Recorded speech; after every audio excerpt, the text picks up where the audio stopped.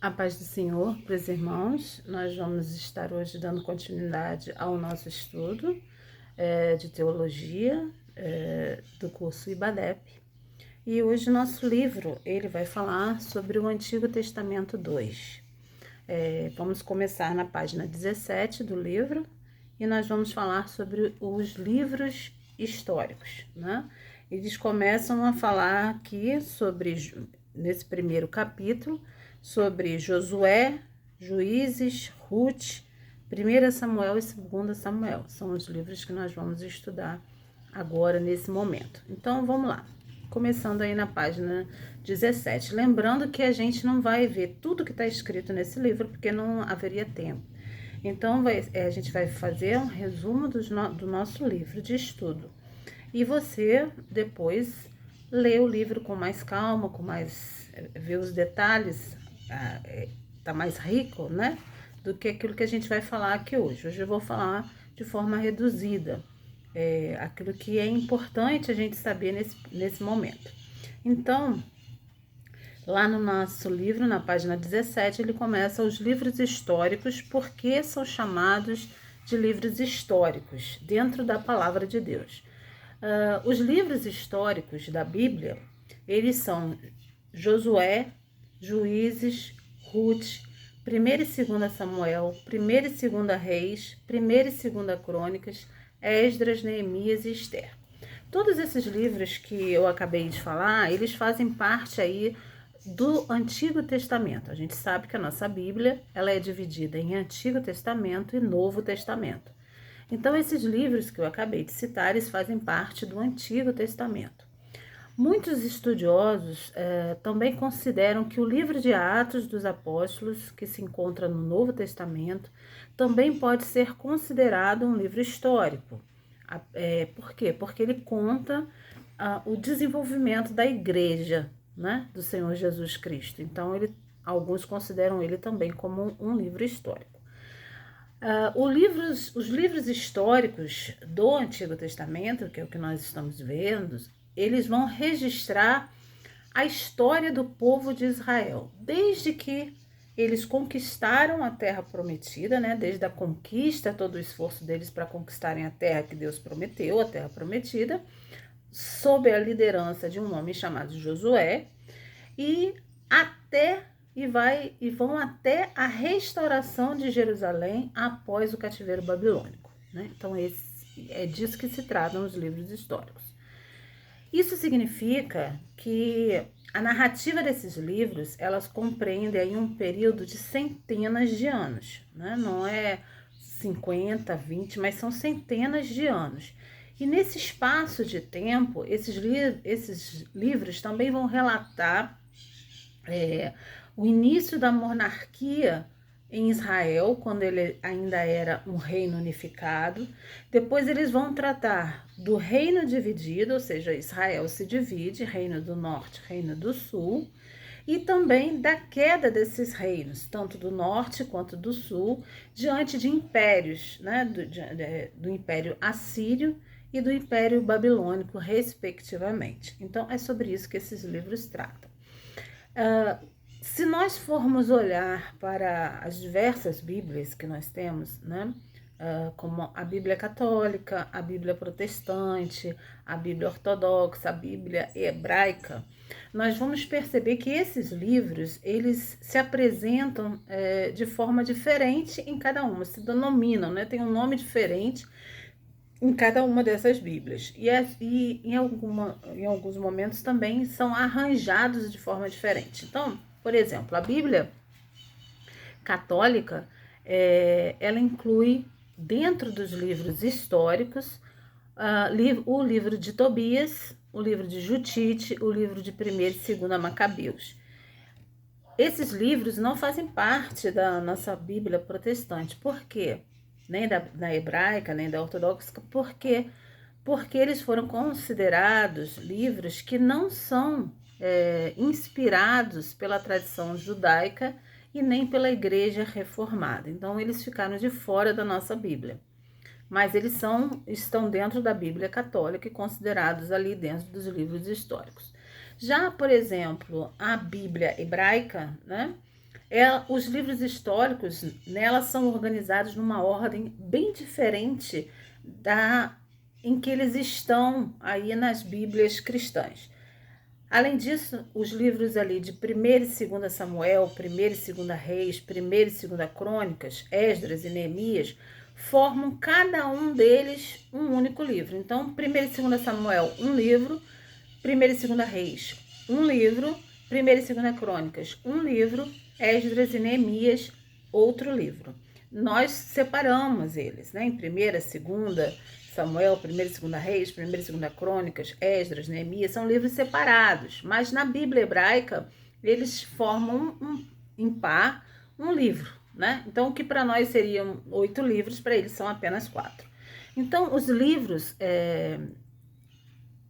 classificados aí como livros históricos na Bíblia hebraica, eles estão organizados aí da seguinte forma, né? Os livros de Josué, Juízes, Samuel e Reis, eles vão fazer parte de um grupo denominado de profetas anteriores, que por sua vez são uma subcategoria da divisão de profetas na Bíblia hebraica.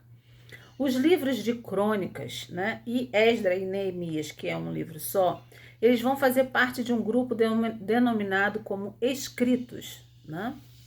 E os livros de Ruth e de Esther, que também pertencem aí aos escritos no cânon judaico, entretanto, eles não são incluídos dentro de uma divisão, de uma subdivisão chamada de rolos festivos.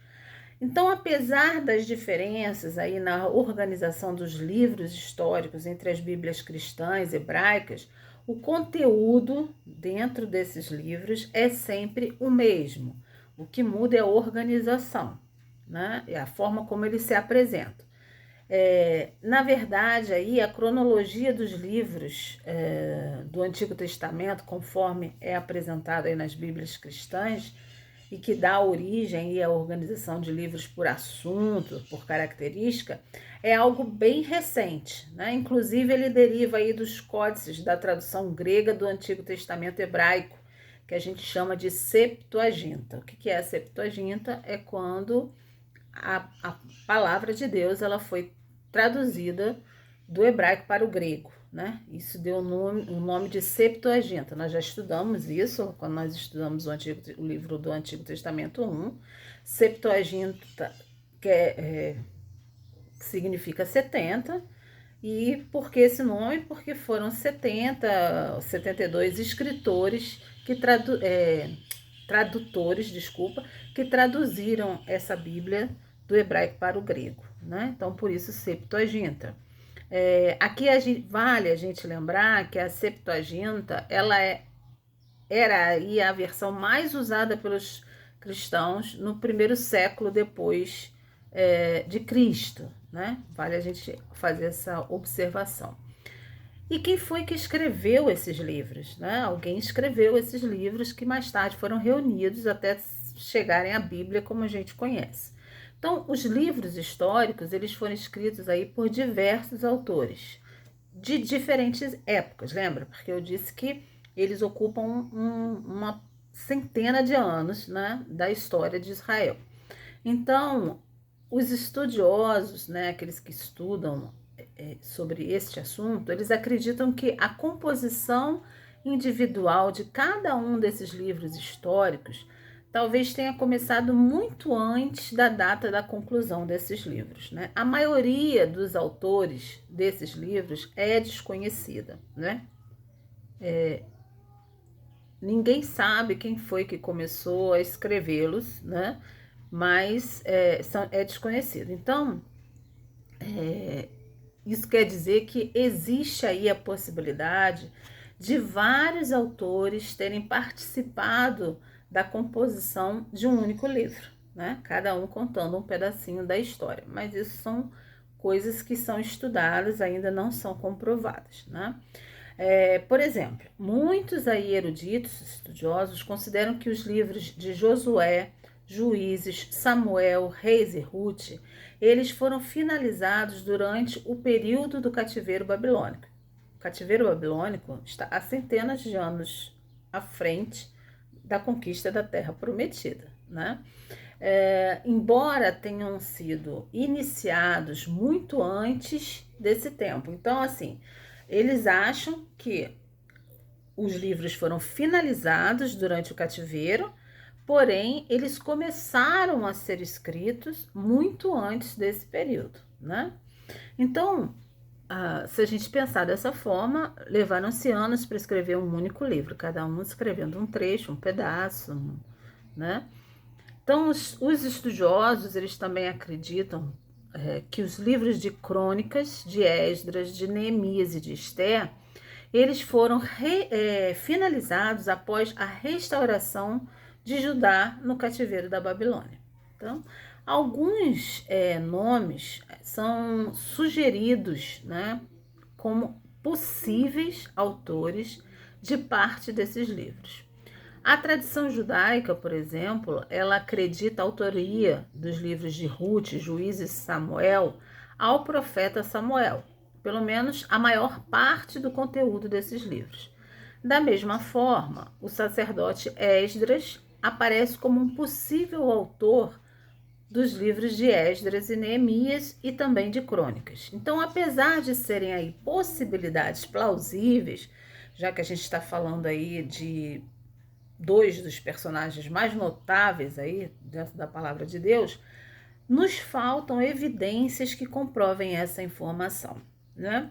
E, na verdade, não é para nós, né, praticantes, não há tanta necessidade de saber quem foi que escreveu. O que interessa verdadeiramente para nós é o que esses livros trazem de conteúdo, de ensino, da palavra de Deus para nós, né? Isso é que é importante para a gente.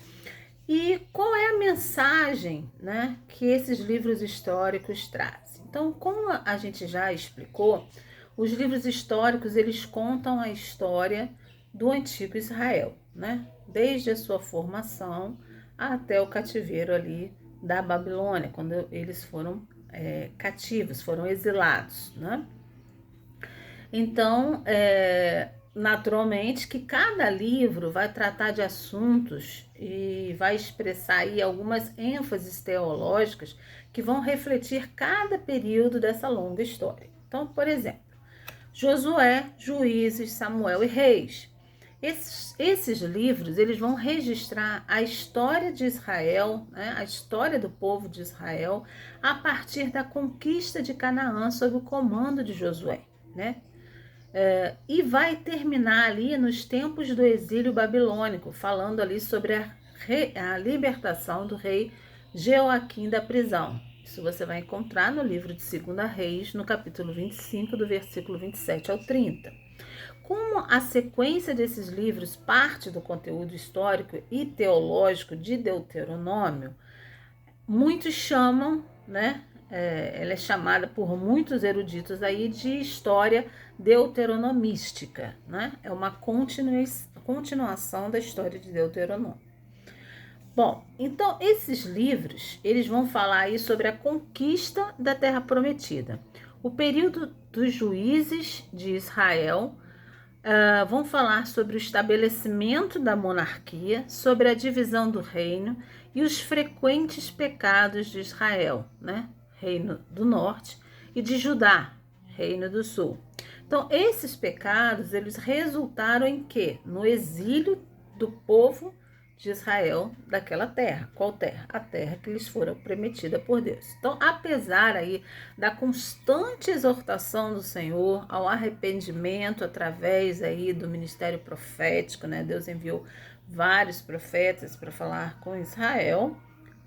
Infelizmente, por causa do pecado, eles foram exilados, né? Muito bem.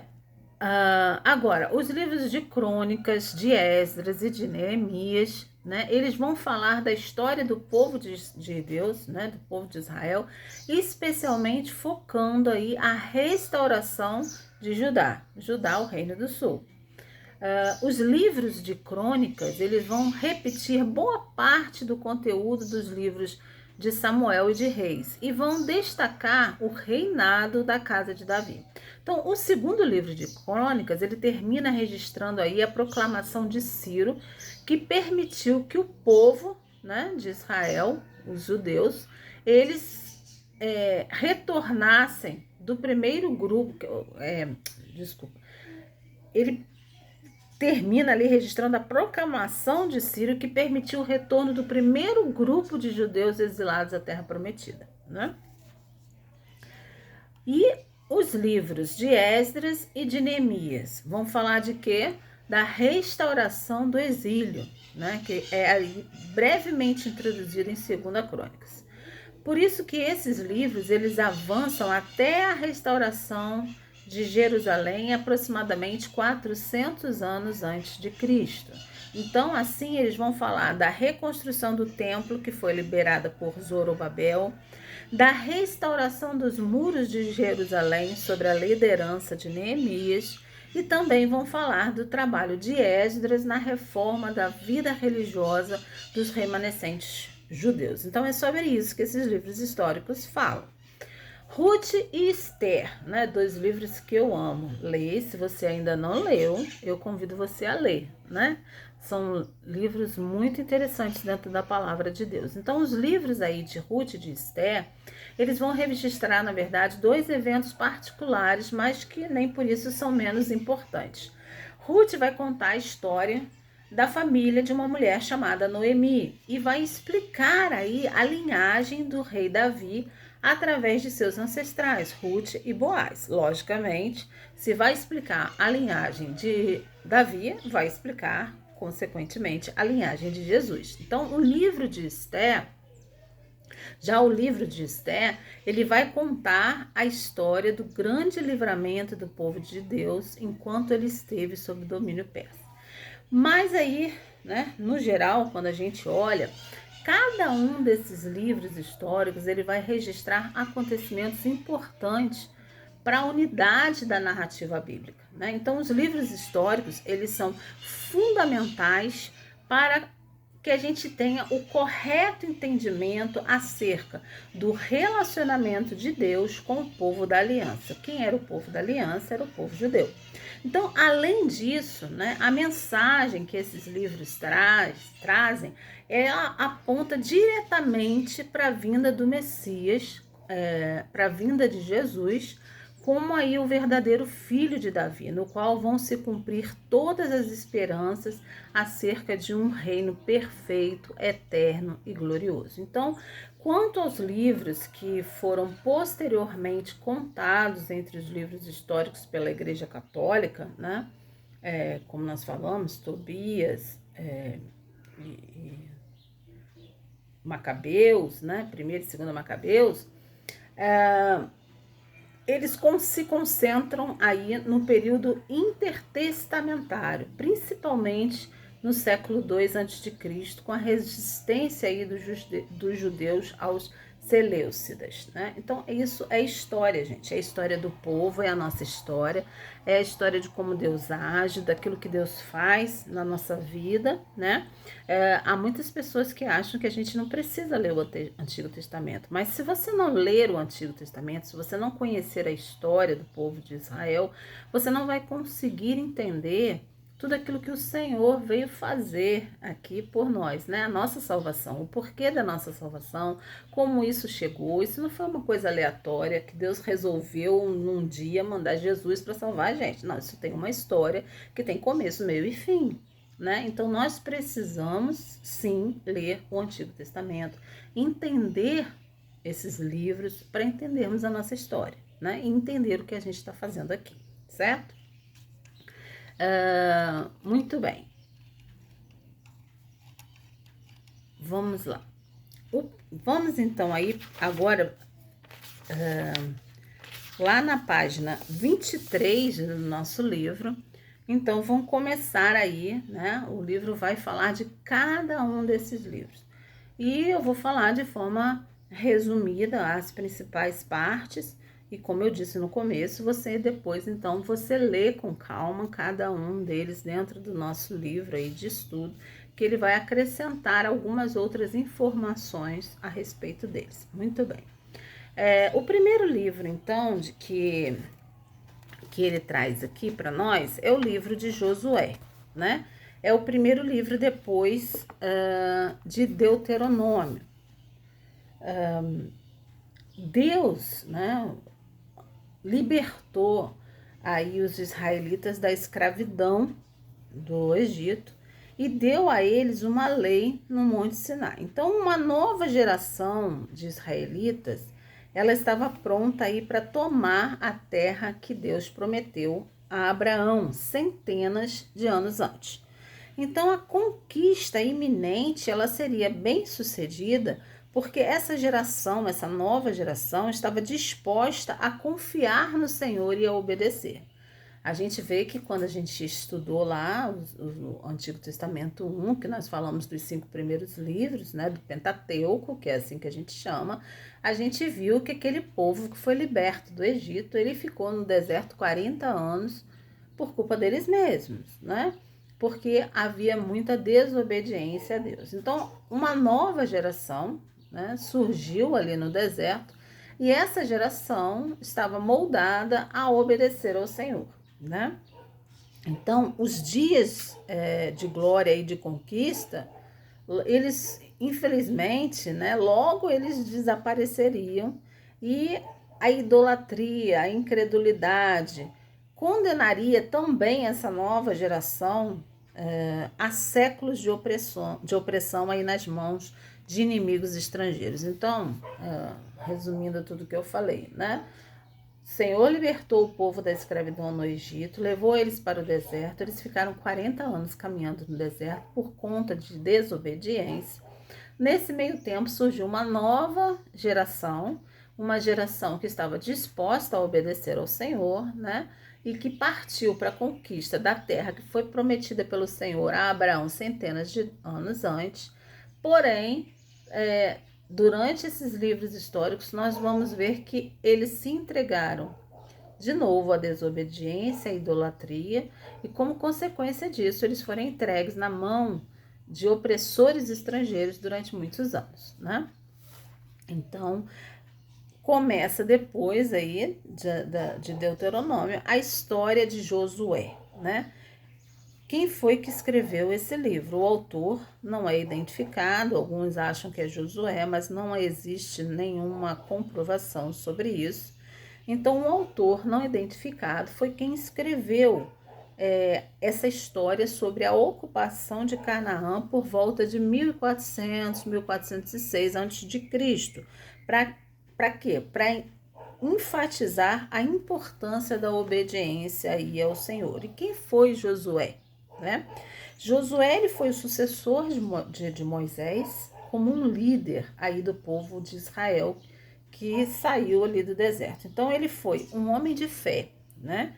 Foi o braço direito de Moisés e foi comandante militar durante os anos aí de peregrinação pelo deserto. Era um homem extremamente jovem, né? Ele era, além disso, ele era também um líder espiritual, né? Além de ser um líder militar, ele também era um líder espiritual. E durante, né, o período em que ele viveu, enquanto Josué viveu, o povo foi fiel a Deus, né? Que isso é uma coisa que a gente observa nos livros históricos.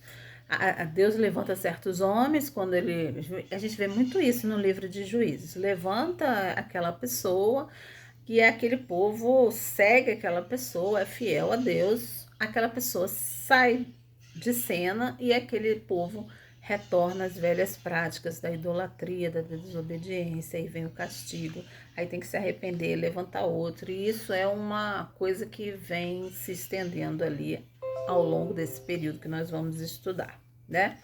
Então, o primeiro livro é o livro de Israel. Então, como eu disse, o livro de Josué, ele é uma continuação do Pentateuco, ou seja, da caminhada do povo, da saída do povo do Egito para a conquista da terra prometida por Deus. Ele vai aí relatar... Um momentinho, gente.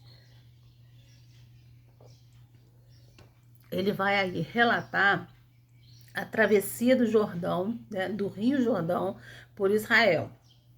Depois da morte de Moisés para a entrada em Canaã, né? Bem como aí a conquista e o povoamento aí da terra de Canaã pelas 12 tribos sob a liderança de Josué. Então, a data básica aproximada, né?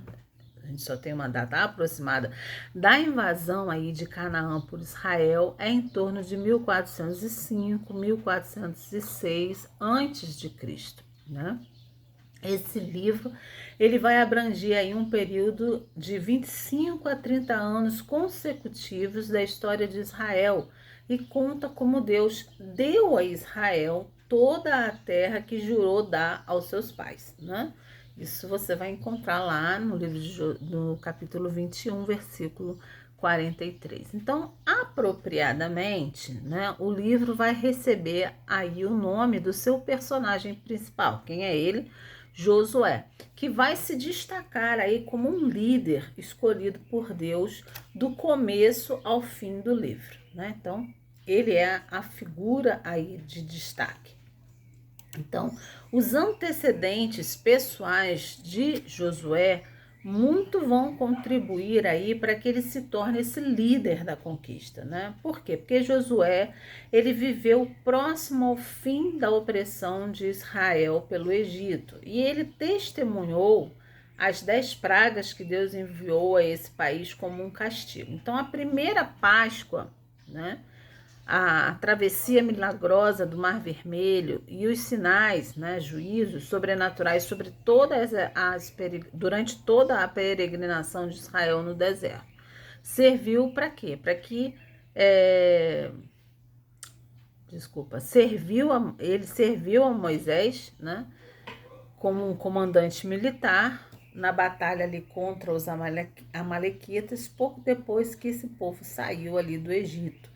Você pode ler sobre essa história no livro de Êxodo, no capítulo 17, do versículo 8 ao versículo 16, né? Então, somente ele acompanhou Moisés na subida do Monte Sinai, né? Quando Moisés subiu ao monte, somente Josué estava ao lado dele. Quando Deus deu a Israel os 10 mandamentos, quem estava ao lado de Moisés era Josué, né? Lá em Êxodo, capítulo 24, versículo 12 ao versículo 18. E ali, como um auxiliar de Moisés, Josué demonstrava ali intensa devoção e amor a Deus, né? E muitas vezes Josué permaneceu na presença do Senhor por um longo período, né? Ele era um homem assim que se deleitava na presença de Deus. Então, ele aprendeu muito com Moisés. Ele foi um homem que, por estar ali companheiro dele, né? Ele aprendeu muito com Moisés. Moisés foi para ele o seu conselheiro e guia de confiança a respeito aí dos caminhos de Deus e das dificuldades da condução do povo. Então, nada mais justo do que Josué ser o líder que levaria então esse povo à conquista da terra de Canaã. A gente poderia, assim, fazendo uma análise da história, entender que Deus separou Josué, né? E colou Josué com Moisés, e ali ele foi aprendendo e se aprofundando acerca das coisas de Deus para ser um líder mais tarde, né? Porque a palavra de Deus diz que eu e você, a gente não sabe o que Deus faz hoje, né? A gente vai saber amanhã, né? Então, muito provavelmente, Josué nem fazia ideia que, estando ali ao lado de Moisés todo aquele tempo, ele estava sendo moldado para ser o líder que levaria aquele povo à conquista definitiva da terra de Canaã. Então, lá em Cádiz Barneia, Josué serviu a Moisés como um dos 12 espias que observavam a terra de Canaã. Houve um momento na história, quando eles chegaram próximos lá à terra de Canaã, Moisés envia 12 homens para espiarem a terra, ou seja, para fazerem um reconhecimento daquela terra antes deles entrarem. E Josué, né, se você lembra, Josué e um outro homem chamado Caleb foram uns dos 12 espias que entraram naquela terra, né? Então, Josué serviu a ele como um desses espias, né, para observar essa terra.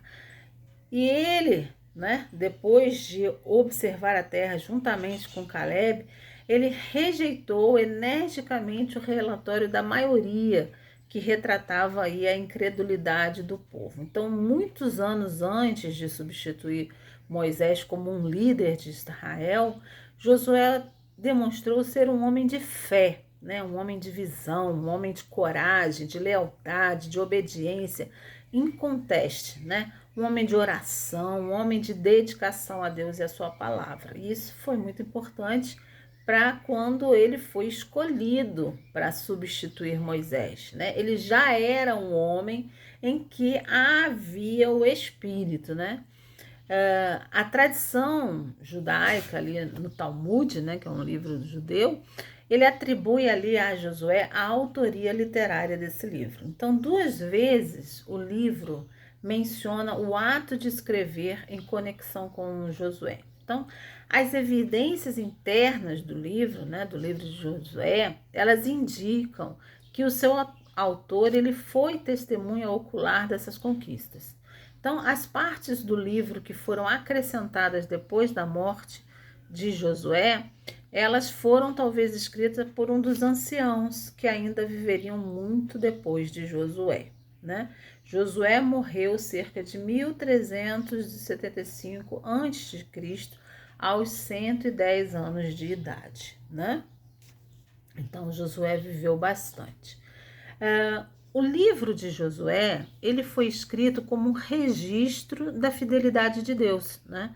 Em que? No cumprimento das suas promessas pactuais a Israel, concernentes aqui, a terra de Canaã, né? Essa foi a promessa de Deus. Então, as vitórias da conquista, elas aparecem como os atos libertadores da parte de Deus pró-Israel sobre uma decadente cultura cananeia, né? Então, havia um povo, o povo cananeu, que ocupava a terra de Canaã, que já tinha uma cultura bem decadente. Então, a violência neste livro, que muitas das vezes a gente observa, ela deve ser enquadrada nessa perspectiva, né? A arqueologia ela vai confirmar que o povo cananeu ele era caracterizado por extrema depravação e crueldade quando Israel ocupou aquela terra, né? Então, havia um povo naquela terra extremamente cruel, né? Depravado, e Deus enviou os israelitas àquela terra, vamos dizer assim, para fazer uma limpeza naquilo lá, né? Então, um povo separado por Deus, um povo consagrado a Deus, ocupou uma terra que era depravada e decadente, né? Josué começa ali, como eu falei, onde Deuteronômio termina. Então, Israel, ele estava ali acampado nas planícies de Moabe, diretamente ali a leste de Jericó e Rio Jordão. Então, o livro, ele vai ser, você pode dividir esse livro em três sessões. A primeira sessão vai do capítulo 1 até o capítulo 5, versículo 15. Ele vai ali descrever a designação de Josué por Deus como sucessor de Moisés. E também vai falar sobre os preparativos de Israel para a entrada em Canaã. Vai falar da travessia do Jordão e das primeiras atividades na terra consoante ali o concerto. Então Deus prometeu a Josué, lá no versículo 1:3, todo lugar que pisar a planta do vosso pé, vou-lo tenho dado, né? A seção 2 desse livro de Josué, você vai encontrar ali do capítulo 6 até o capítulo 13, versículo 7, né? Nessa seção, você vai encontrar ali descrito como Israel avançou obedientemente, né, contra cidades e estados bem armadas e com muros fortificados que eles encontraram naquela terra. Então Deus, ele deu ao povo vitórias decisivas no centro de Canaã, né? Você vai ver isso aí do capítulo 6 ao 8. No sul e no norte. E assim Israel, ele vai obter o controle dessas terras montanhosas, né? E também das terras do Negueb. Então, a maneira aí altamente singular da conquista de Jericó, por exemplo, demonstrou claramente que esse povo, né, que Israel, demonstrou claramente a Israel quem era o príncipe da sua salvação, certo? A derrota de Israel sofreu uma derrota em Ai, vai revelar para a gente a imparcialidade desse livro, né? E vai também demonstrar a obediência devotada que Deus requeria da parte de Israel. Então, o povo, ele foi desobediente. Então, o livro também conta acerca disso e conta como eles foram derrotados, né? Por causa disso. Então, a derrota foi por causa da sua desobediência, né? Na seção 3, que vai do capítulo 13, versículo 8, até o capítulo 22, versículo 34, você vai ter descrita a repartição da terra por Josué. Uma vez que a terra foi conquistada, Josué então vai repartir essa terra entre as 12 tribos. Quais são as 12 tribos? Por que 12 tribos? São os 12 filhos de Jacó, né? Que são escritos lá no livro de Gênesis. Descritos lá em Gênesis. Então, Josué vai dividir essa terra, né, entre essas 12 tribos, os descendentes dos 12 filhos de Jacó. A herança de Caleb, lembra? Josué e Caleb, eles andavam juntinhos. Então, a herança de Caleb, né, ele vai repartir ali, dar a Caleb a sua herança. Vai haver a repartição entre as 6 cidades de refúgio e as 48 cidades levíticas dentre as tribos, né? Então, o livro ele termina com 2 mensagens de despedida por Josué, do capítulo 23, 1 ao 24, 28, e também sobre um tributo pós-mortem a Josué e Eleazar, que vai estar ali no capítulo 24, do versículo 29 ao versículo 33, né? Quando a gente lê o livro de Josué, a gente observa 7 características principais que se sobressaem nesse livro. A primeira delas é que é o primeiro dos livros históricos do Antigo Testamento que vai descrever a história de Israel como uma nação na Palestina, certo? A segunda é que oferece muitos aspectos aí da vida admirável, né? Maravilhosa, de como Josué viveu como o escolhido de Deus para completar a missão de Moisés, né? Que a missão de Moisés era levar o povo para a terra prometida, mas nós sabemos que por desobediência ele também não entrou na terra prometida. Então Josué foi aquele que foi escolhido por Deus para dar continuidade a essa missão, né?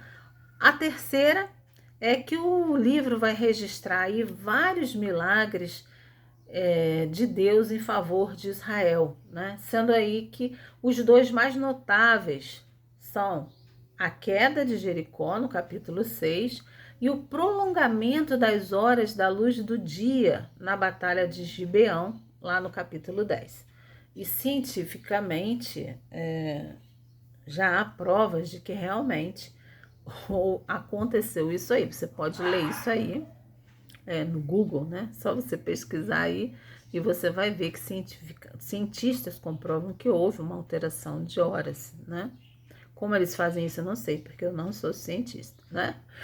O importante é que eles provam que isso realmente aconteceu. Isso não é uma história, não é uma história da carochinha, nem uma fantasia.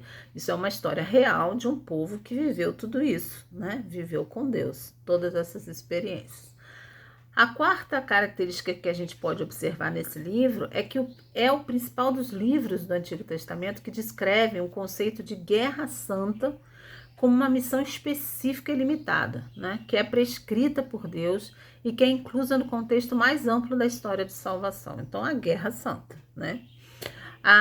O quinto é que o livro ele vai ressaltar aí 3 grandes verdades no tocante ao relacionamento entre Deus e o seu povo, né? O povo do pacto de Israel.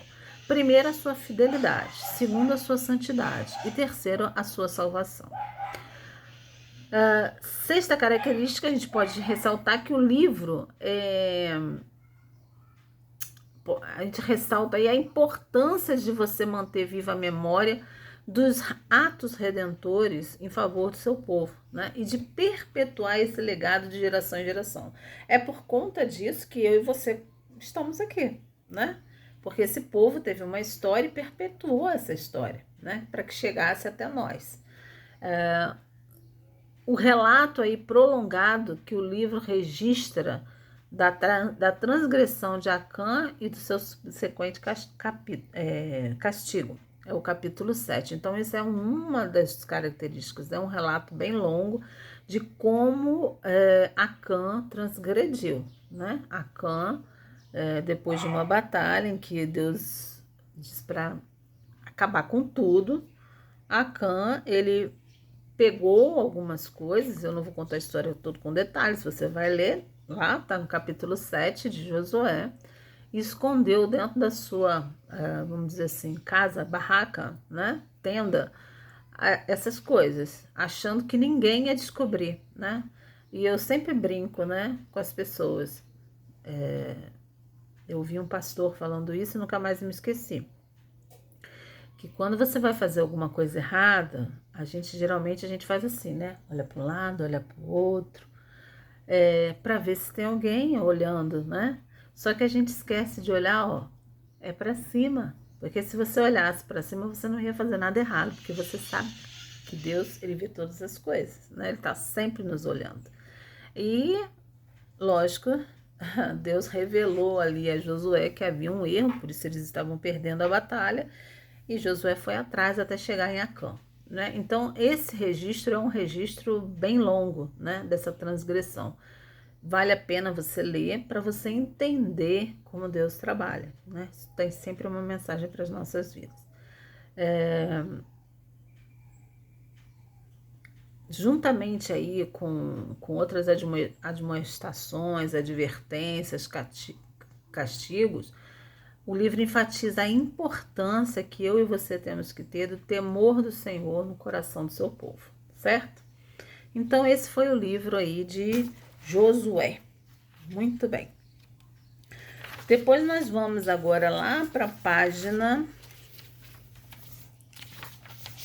página 33 do nosso livro, e nós vamos falar agora sobre um outro livro chamado Juízes, né? Logo depois do livro de Josué, você vai encontrar aí o livro de Juízes, né?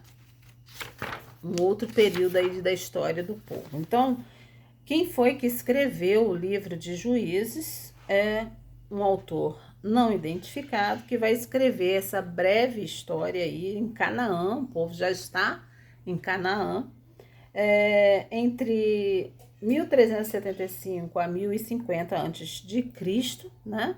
Para enfatizar aí a importância do compromisso do povo com o Senhor, né? Então, alguém escreveu sobre isso aí. Muito bem. O livro de Juízes, ele é o principal elo histórico entre Josué e o período dos reis de Israel, né? O período de Juízes, ele vai, como eu falei, de 1375 a 1050 a.C. aproximadamente, né?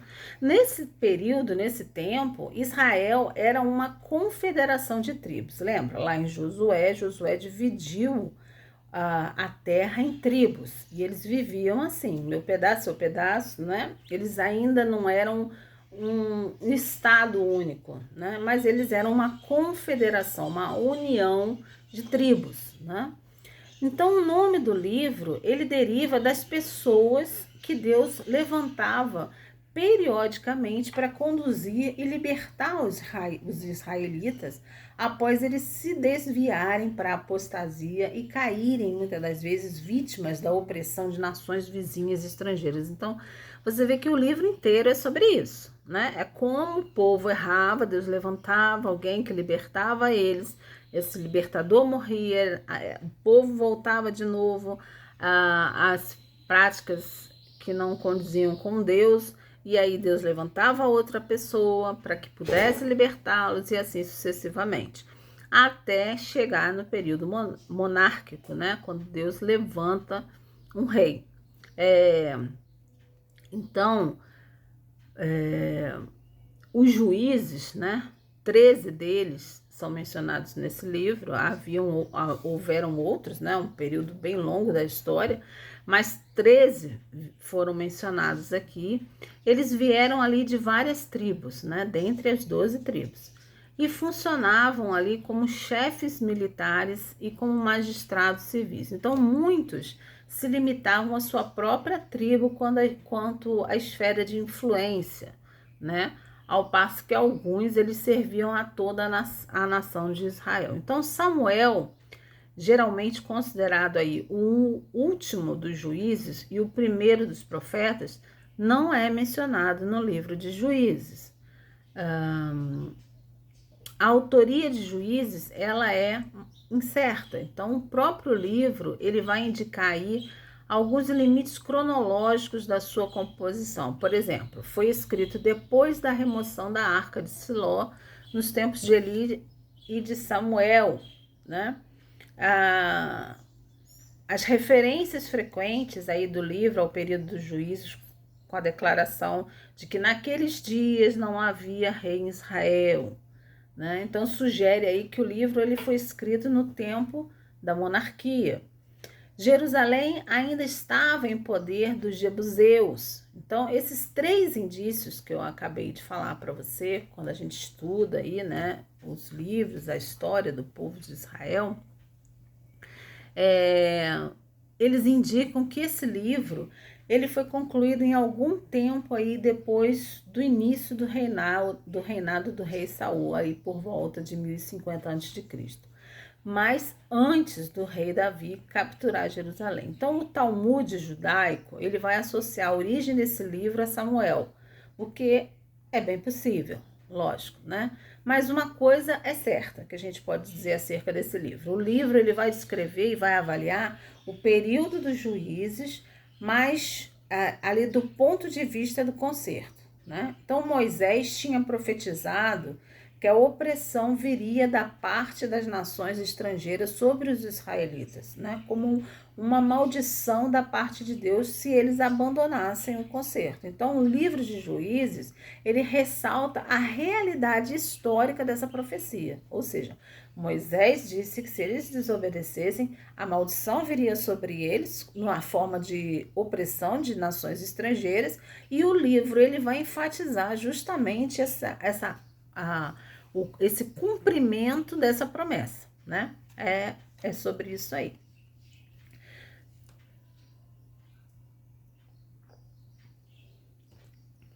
Historicamente, Juízes fornece aí o relato principal da história de Israel na Terra Prometida, né? Da morte de Josué até os tempos de Samuel. Se formos falar teologicamente, né, sobre isso, vai ser revelado ali o declínio espiritual e moral das tribos, né? Após elas se estabelecerem na Terra Prometida. Ou seja, houve um declínio moral e espiritual do povo de Israel depois da conquista da terra. É tipo assim, você tem uma promessa de alguma coisa, no tempo que você recebe essa promessa, pronto, você já esquece de todo o resto, né? Porque já recebeu o que você queria, né? Então é mais ou menos isso que aconteceu. Já estavam na Terra Prometida, como foi prometido a eles, então eles começaram a relaxar em relação às coisas de Deus, né? Então esse registro no livro de Juízes, ele deixa claro ali os infortúnios que sempre ocorriam a Israel quando ele se esquecia do seu concerto com o Senhor e ali escolhia a idolatria e a devassidão, né, de outros povos, né? O livro pode ser dividido em 3 sessões básicas. Vamos lá. A primeira sessão vai mostrar como é que Israel deixou a conquista inacabada, né? E também a decadência da nação depois da morte de Josué. Essa é a primeira sessão do livro. A segunda sessão, desculpa, eu não falei, né? Que a primeira sessão vai do capítulo 1 até o capítulo 3, versículo 6. A segunda sessão, ela vai do capítulo 3, versículo 7, até até o capítulo 16, versículo 31 do livro. Ela vai ali abarcar a parte principal do livro, né? Ela vai registrar 6 exemplos de reincidência de Israel em reveses diversos aí no período de juízo, que vai abranger aí tempos de apostasia, de opressão por estrangeiros, de servidão, de clamor a Deus sobre a aflição e também de livramento divino do povo, né? Mediante aí os líderes que foram ungidos pelo Espírito Santo. Então, entre esses 13 juízes, né, que todos eles estão incluídos nessa seção aí do livro, os mais conhecidos são Débora e Baraque, né, que agiram ali em conjunto. Você vai ter Gideão, você vai ter Jefité, e acho que o mais famoso de todos, Sansão, né? E a terceira e última sessão, que vai do capítulo 17, versículo 1 até o capítulo 21, versículo 25, ela vai se encerrar ali com fatos da vida real dos tempos de juízes, né? E esses fatos vão revelar ali a profundidade da corrupção moral e também social decorrente ali da apostasia espiritual de Israel. Uma lição patente nesse livro aí para todos nós é que os seres humanos, eles nunca aprendem bem as lições que a história ensina, né, irmãos? Por quê? Porque eles viviam uma coisa, eles caíam ali,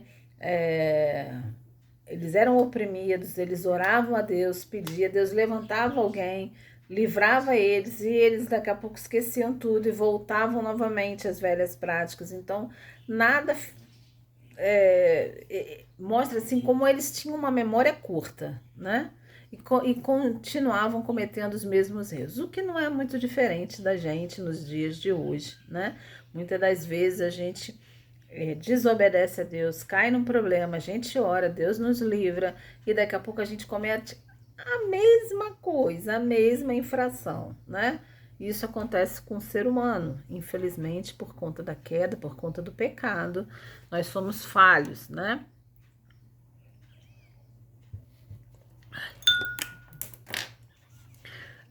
Muito bem. Esse livro ele tem 6 características muito especiais, né? Primeiro, ele vai registrar eventos da história que é uma história assim, vamos dizer assim, turbulenta, né? Da conquista da Palestina até o início da monarquia. A segunda característica é que ele vai ressaltar 3 verdades muito simples, que são, entretanto, muito profundas, né? Primeiro, um povo que pertence a Deus, ele deve ter a Deus como seu rei, como seu senhor. Primeiro ponto. O segundo é que o pecado, irmãos, ele é sempre destruidor, ele é sempre um quesito destruidor para o povo de Deus, né? E a terceira e última é que sempre que o povo de Deus se humilha, que ele ora e que ele deixa os seus caminhos ímpios, Deus, ele sempre, irmãos, ouve do céu e sara a sua terra, né? Isso fica bem claro lá no livro de Crônicas, 2 Crônicas, capítulo 7, versículo 14. A terceira característica é que o livro vai salientar aí que quando Israel ele perdia de vista a sua identidade como um povo do concerto, tendo Deus ali como o seu rei, a nação afundava em ciclos aí repetidos de caos espiritual, de caos moral, de caos social, né? E então, diz lá no livro, mais de uma vez, cada um fazia o que parecia reto aos seus olhos. Ou seja, quando a gente não tem a direção de Deus na nossa vida, a gente começa a fazer aquilo que a gente acha que está certo, né? E o que acontece com isso? A gente mete os pés pelas mãos, né? E as consequências são drásticas para mim, para você, assim como foi para aquele povo, né? A quarta característica, ela vai revelar que vários casos aí que ocorreram aí repetidamente na história do povo de Deus, né, dos 2 concertos, né? Eles ocorreram aí de forma repetida. Primeiro, a não ser que o povo de Deus ame né, e se dedique a Deus de todo o seu coração e que mantenha aí uma constante vigilância espiritual, esse povo vai endurecer o seu coração e vai deixar de buscar a Deus, né? Vai se desviar e vai acabar na apostasia, né? A gente também vai aprender aí que Deus, graças a Deus, ele é longânimo, né? E sempre que é, os seus escolhidos, né, o seu povo, ele clama por arrependimento, Deus está sempre pronto a ser misericordioso para restaurar o seu povo, né? Por meio aí de homens que ele mesmo levanta, né, com dons, com revestimento do Espírito Santo, para nos livrar do juízo opressivo do pecado, né? E que constantemente os próprios líderes, irmãos, ungidos, que Deus usa para livrar o seu povo, eles também, em algum momento, entram pelo caminho da corrupção. Por quê? Porque falta humildade, falta caráter ou falta retidão, né? Cada um dos 6 ciclos principais aí do livro de Josué vai abranger apostasia, opressão, aflição e libertação, e vão começar todos da mesma forma. Você pode observar. Então fizeram os filhos de Israel o que parecia mal aos olhos do Senhor, né?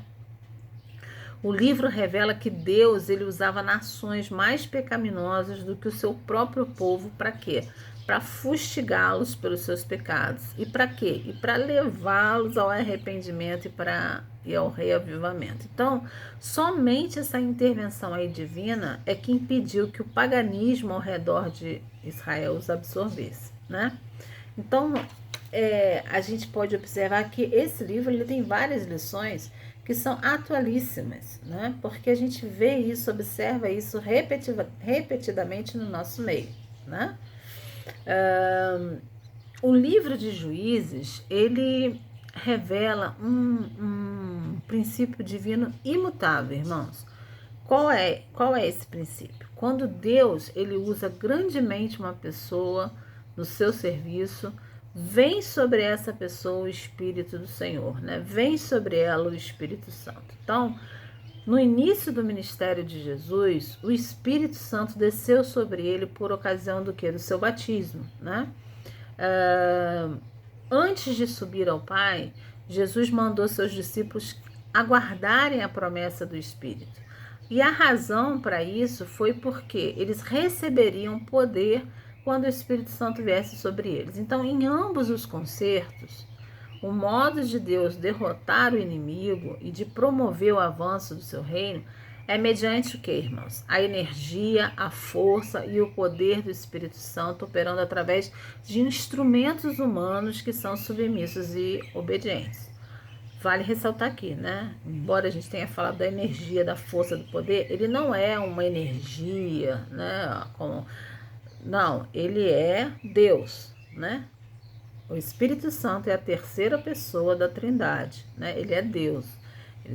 Ele é uma pessoa, ele respira, ele sofre, ele chora, ele se alegra, né? Ele é o Consolador, é aquele que Jesus Cristo deixou entre nós para nos orientar, para nos capacitar, né? Ele é importantíssimo na nossa vida e é ele que habita entre nós, né? E que habita aqui dentro de nós. Os eventos que foram aí registrados no livro de Juízes vão se estender aí por cerca de 325 anos, até o Saul ser ungido rei, né? O governo dos juízes era basicamente um governo regional, né? E não sobre todas as tribos. E o período aí de liderança de algum deles é coincidente em parte, né? Alguns relatos, você pode ver isso lá em Juízes, capítulo 3, 30, 4, 1, haviam 2 juízes ali, né? Então, esse é o livro de Juízes. Muito bem. O próximo livro que nós vamos ver vai estar aí na página 43 e é o livro de Ruth, um livro que eu gosto muito, gente, desse livro, né? Esse é um livro que realmente é muito gostoso da gente ler, né? Então, quem foi que escreveu aí Ruth, né? Ruth também tem um autor que não é identificado, que escreveu aí essa bela história acerca de uma jovem que honrou a Deus, né? Durante aí os dias de Juízes, para mostrar o quê? Que mesmo quando uma sociedade abandona a Deus, o compromisso individual ele é honrado, né? Uma história belíssima que vale a pena você ler. Então, historicamente, aí o livro de Ruth ele vai descrever eventos na vida de uma família israelita durante o tempo de Juízes, né? Entre 1375 e 1050 a.C. Geograficamente falando, esse contexto ali dessa história é a terra de Moabe, né? Que fica ali a leste do Mar Morto. O restante do livro vai transcorrer em Belém de Judá e ali na sua vizinhança. Liturgicamente falando, o livro de Ruth é um dos 5 rolos da terceira divisão da Bíblia hebraica, que é conhecida como os agiógrafos, né? Que são chamados, traduzindo isso aí literalmente, em escritos sagrados. Cada um desses rolos, ele era lido publicamente durante uma das festas judaicas anuais. Então, visto aí que essa comovente história ocorreu aí na estação da colheita, era costume ler este livro na festa da colheita, na festa do Pentecostes, né? Considerando que a lista daí dos descendentes de Ruth não vai além da do rei Davi, o livro provavelmente ele foi escrito durante o reinado de Davi, né? É assim que as pessoas começam a basear. Até onde vai escrever? Só escreveu até a linhagem de Davi, então se não tem mais nada depois é porque quem escreveu não sabe o que aconteceu depois, né? Então a gente desconhece aí o autor humano do livro, mas a tradição judaica, ou seja, aí o Talmud, atribui essa autoria ao profeta Samuel, né? O livro ele foi escrito a fim de mostrar como, através do amor altruísta, né, e do devido cumprimento ali da lei de Deus, uma jovem mulher que era moabita, virtuosa, que era uma mulher consagrada, ela veio a ser a bisavó do rei Davi de Israel, né?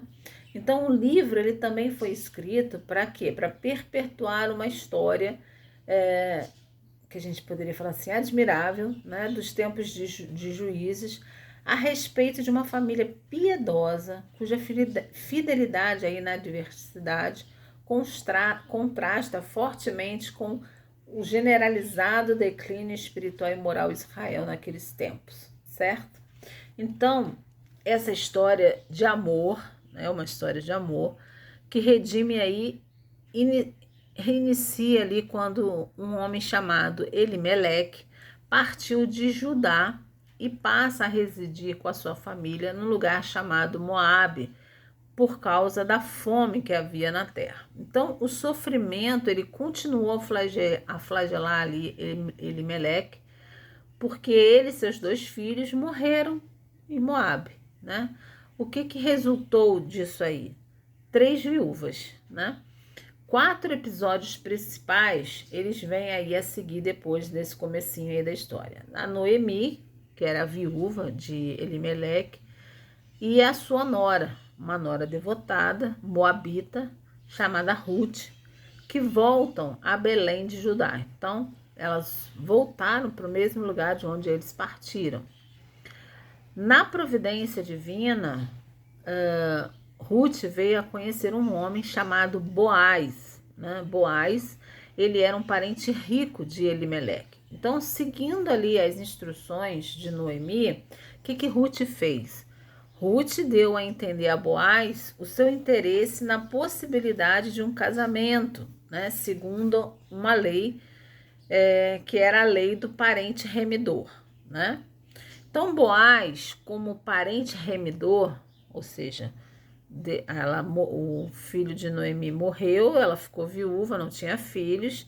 A lei dizia que o parente mais próximo tinha que casar casar com aquela mulher e dar descendente, continuidade à família. Então, Boaz, como um parente remidor, ele comprou ali as propriedades de Noemi e se casou com Ruth. E dessa união nasceu um filho chamado Obed. Obed veio a ser o avô do rei Davi. Então, embora o livro ele comece aí com tremendos reveses, né? Fome, morte, viuvez, ele vai terminar ali com um final feliz, né? Porque para Noemi, para Ruth, para Boaz e também para Israel, né?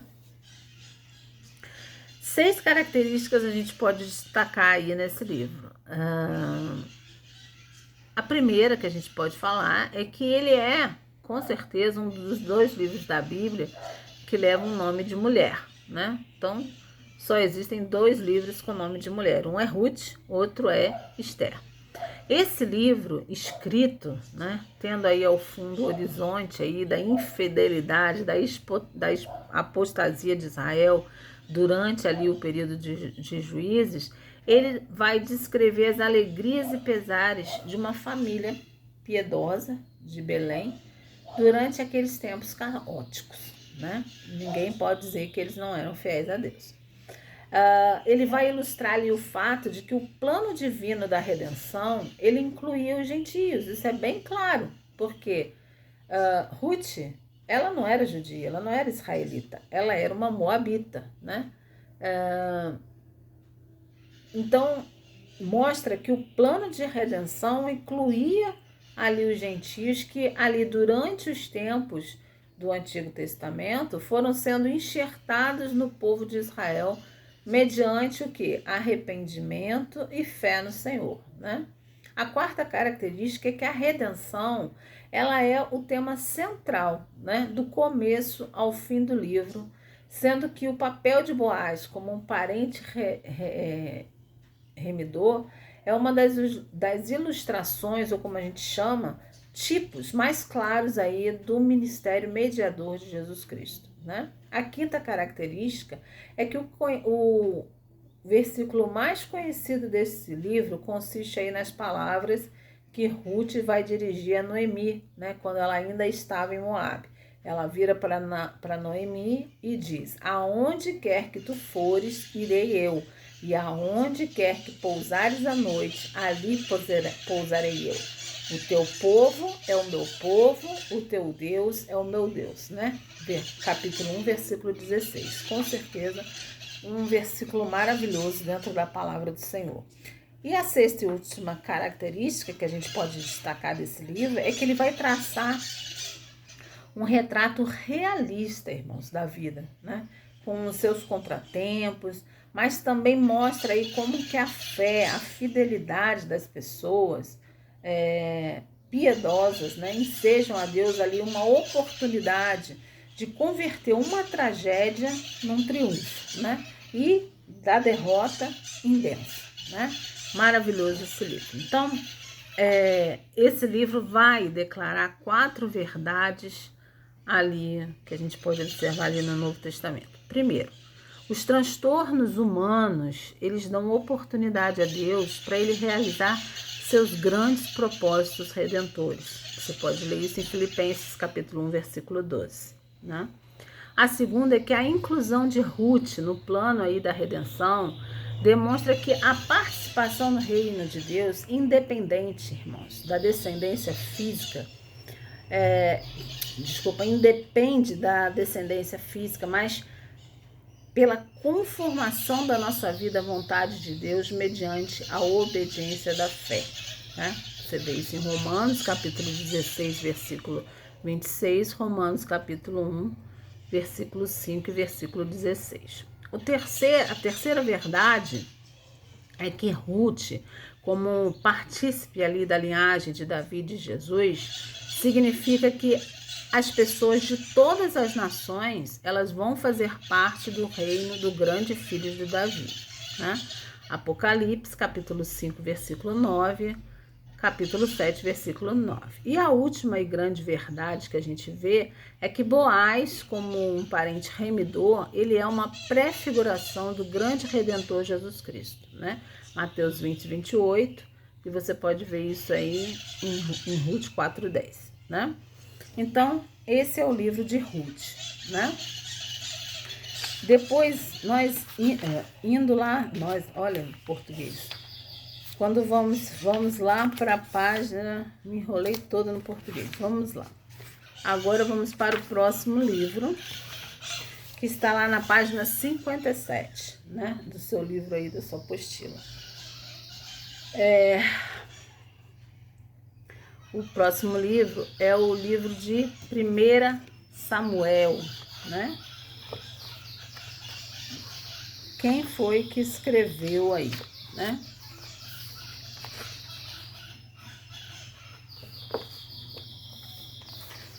Durante ali a época de Juízes, Israel ele era uma fusão livre de tribos fracas, já falamos isso das 12 tribos, sobrevivendo ali a duras penas na terra prometida.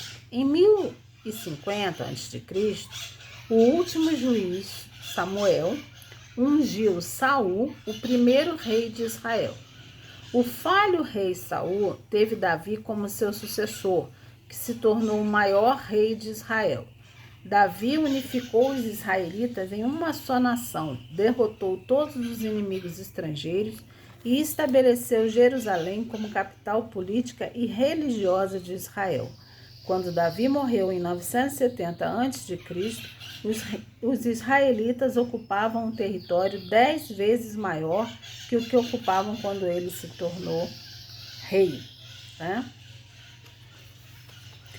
Esse período aí da história do Antigo Testamento, ele é tão importante, irmãos, que as suas histórias são contadas e recontadas aí na Bíblia, né? Então, vamos ver aí. Essa história começa aí em 1 Samuel, né? Cujo autor também não é identificado e que escreveu essa história lá em Canaã entre 1050 e 1010 a.C. Para quê? Para registrar como Israel se tornou uma nação unida e governada ali por reis, né? Então, 1 Samuel, né, os livros de Samuel, você vai ter aí 1º e 2º Samuel. 1º e 2º Samuel. Então, 1º e 2º Samuel, eles formam um único livro ali no Antigo Testamento hebraico. Eles levam o nome ali do profeta Samuel, que é tido em alta estima ali como um proeminente líder espiritual de Israel, aquele a quem Deus usou para pôr a ordem na monarquia teocrática. Então, 1 Samuel abrange quase aí um século da história de Israel. Ele vai do nascimento de Samuel até a morte de Saul. Então, o período vai entre 1105 a.C. até 1010 a.C. E ele vai formar ali o principal elo histórico entre o período de Juízes e o primeiro rei de Israel. Então, enquanto o livro de 2 Samuel vai se ocupar exclusivamente do rei Davi, 1 Samuel vai se ocupar das 3 transições importantes na liderança nacional de Israel, né? De Eli, do profeta Eli, para o profeta Samuel, de Samuel para Saul e de Saul para Davi. Então, o caso da autoria aí admite que 1 e 2 Samuel como uma só unidade, é o caso aí da gente admitir, né? Alguns admitirem que 1 e 2 Samuel tem uma só unidade literária. Então, tendo em vista aí que parte do primeiro livro, né, e a totalidade aí do segundo foram escritas depois da morte de Samuel, Samuel teria apenas contribuído com uma parte aí da redação, né? O trabalho final é a obra aí de um historiador inspirado que empregou aí arquivos literários de época, inclusive as crônicas de Samuel, e provavelmente pouco depois de 930 a.C., já que 1 Samuel pressupõe aí a divisão do reino e 2 Samuel termina aí com os últimos dias de Davi, né? 1 Samuel vai descrever um momento decisivo aí da história de Israel em que as rédeas do governo passaram do juiz para o rei, né? Então o livro ele vai relatar aí essa tensão entre a expectativa do povo quanto a um rei, ou seja, um soberano absoluto, como o tem todas as nações, eles falam lá no capítulo 8, versículo 5, e os padrões aí teocráticos de Deus, né, pelos quais Deus era o rei do seu povo. Então, o livro vai mostrar claramente que a desobediência de Saul, né, o Saul que foi ungido rei de Israel, essa desobediência de Saul a Deus e a sua violação ali dos princípios teocráticos do seu cargo vão levar ali Deus a rejeitá-lo e a substituí-lo como rei, né? Então o povo queria um rei, Deus levanta Saul, Saul desobedece, Deus destitui esse rei e levanta um outro rei, que era o rei Davi, né?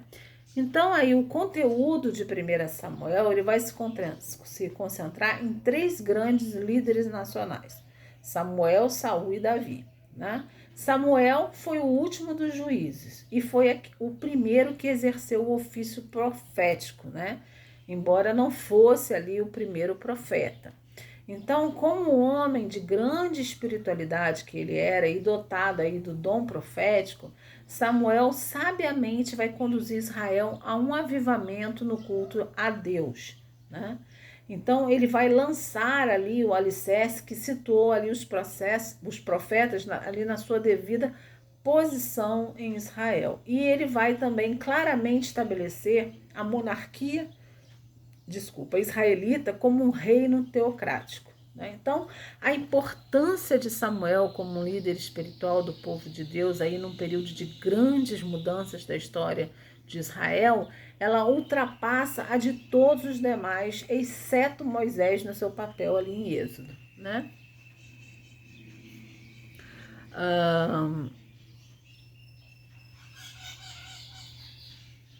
Não demorou muito ali para ele revelar que ele não tinha uma Saul se torna o primeiro rei de Israel pelo fato ali do povo querer um rei humano, né? Como tem aí todas as nações. Então não demorou muito para ele revelar que ele não tinha nenhuma aptidão espiritual para exercer aquele cargo teocrático. Então Deus, né, posteriormente, veio a rejeitá-lo, né? E Davi, que era o segundo homem escolhido ali por Deus como seu representante como rei, foi então ungido por Samuel. Davi ele não quis ocupar o trono pela força ou pela subversão e deixou o caso ali nas mãos de Deus, né? E o capítulo 19 a 30 vão descrever ali prioritariamente as fugas de Davi por causa de Saul, que estava enciumado e atormentado, né? E a paciência que Davi teve ali em esperar até Deus agir no seu devido tempo. Então o livro termina ali com um relato da morte trágica de Saul ali no capítulo 31. 6 características principais vão assinalar esse livro. Primeiro, ele vai expor claramente os padrões santos de Deus para a monarquia de Israel. Os reis de Israel, eles deviam ser submissos a Deus como o verdadeiro rei de Israel e obedientes à sua lei, né? Eles deviam também atentar para a mensagem e para a correção divina através dos profetas. Segunda coisa, ele vai expor os primórdios do grandioso ministério profético em Israel, como sendo ali a dimensão espiritual do sacerdócio. O livro ali contém as primeiras referências do Antigo Testamento a uma congregação de profetas. A terceira característica, ele ressalta a importância e o poder da oração, a importância e o poder da palavra de Deus e da profecia pelo Espírito do Senhor. A quarta característica é que ele contém ali uma farta informação biográfica descritiva da vida de 3 destacados líderes de Israel. Samuel, do capítulo 1 ao 7, Saul, do capítulo 8 ao 31 e Davi, do capítulo 16 ao 31. A quinta característica é que ele contém muitas das célebres histórias bíblicas, tais como Deus falando com o menino Samuel, Davi e Golias, Davi e Jonas, Saul enciumado e amedrontado por causa de Davi, e Saul e a pitonisa de Endor, né? A sexta característica é que neste livro a gente vai ter a origem literária aí de algumas palavras citadas com frequência. Icabô, que significa nenhuma glória, pois foi-se a glória. Ebenezer, que significa pedra de ajuda, pois até aqui nos ajudou o Senhor. E além disso, esse livro é o primeiro do Antigo Testamento que vai empregar a frase Senhor dos Exércitos, né? Capítulo 1, versículo 3. Certo? 1 Samuel vai encerrar aí duas prefigurações proféticas do ministério de Jesus como profeta, sacerdote e rei, né? Samuel, nos seus dias, o principal representante profético e sacerdotal de Deus em Israel, prefigurava ali o ministério de Jesus como supremo expoente profético e sacerdotal de Deus para Israel. Davi, nascido ali em Belém, um pastor e rei ungido por Deus, que levou a cabo os propósitos de Deus para sua própria geração, veio a ser aí a prefiguração e precursor principal do rei messiânico de Israel. O Novo Testamento ele se refere ali a Jesus Cristo como um filho de Davi. Então, a descendência de Davi segundo a carne e a raiz e a geração de Davi, certo? Então, a gente termina aqui segunda a 1 Samuel, certo?